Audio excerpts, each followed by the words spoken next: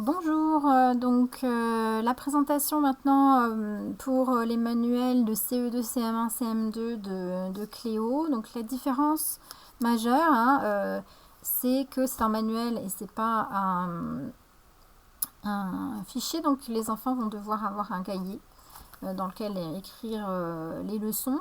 Et aussi peut-être les exercices, peut-être pas tous les exercices, mais un certain nombre d'exercices. Donc là, juste je vous remontre la programmation, c'est exactement le même principe que pour le CE1. Et puis pour les exercices et les leçons, donc je vous montre, il y a un petit pictogramme vert qui explique qui indique qu'en fait il va falloir recopier la leçon dans le cahier. Et cette leçon, donc pour laquelle il faut que le parent soit avec l'enfant pour l'aider, cette leçon, elle va servir de référence pour faire ensuite les exercices d'entraînement.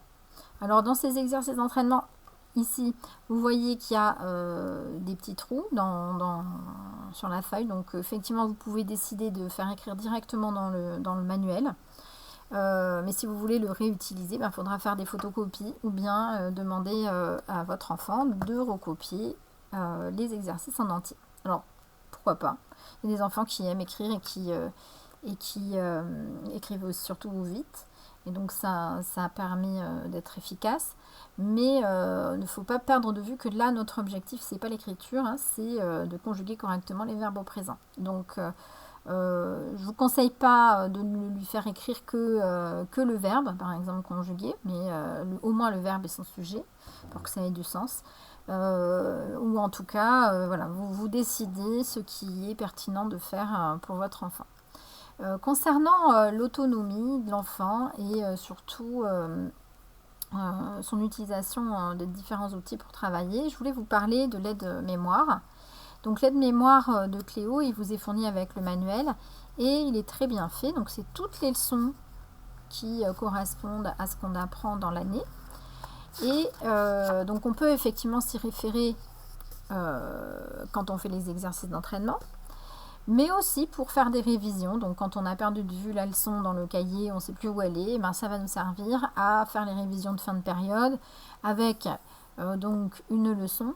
Et puis ici, une partie à la maison où ils vous font des suggestions pour que vous puissiez poser des questions et vérifier que votre enfant a bien compris sa leçon.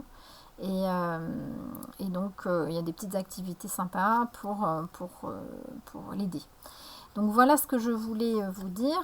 Évidemment, cet outil, il est super, il faut absolument le garder pour après. Et l'utiliser quotidiennement. Donc montrez bien à votre enfant comment on peut faire pour utiliser le sommaire en fonction des exercices qu'on a à faire, comment on va utiliser la leçon et surtout qu'il n'oublie pas que quand on fait un exercice, on a le droit de regarder la leçon. C'est même très conseillé. Voilà ce que je voulais vous dire. N'hésitez pas à me joindre pour me poser d'autres questions si vous en avez. Et je vous souhaite une très bonne rentrée. Au revoir.